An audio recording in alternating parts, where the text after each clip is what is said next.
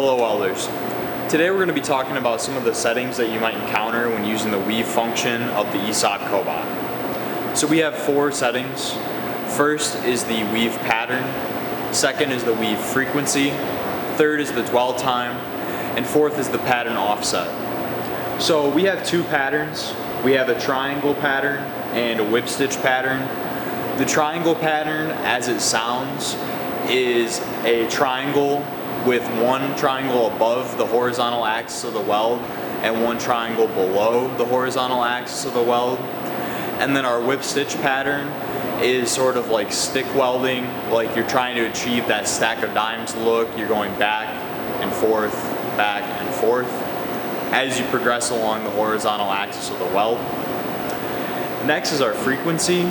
So frequency is measured in hertz, and basically what that means is here I have up, down, and back. That's one cycle.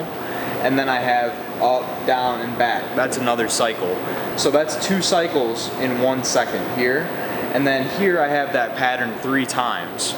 So that's 3 cycles per second. So say I had a triangle pattern and my frequency was set to 3 cycles per second, the triangle would go up, down, and back to the middle of the horizontal axis, and it would do that 3 times in 1 second. So next is the dwell time. So at the top toe and bottom toe of your weld, you can change how long the torch is going to pause at both of those points. So say at the top of my weld I wanted to pause for half a second, and at the bottom of my weld I wanted to pause for 1/4 of a second.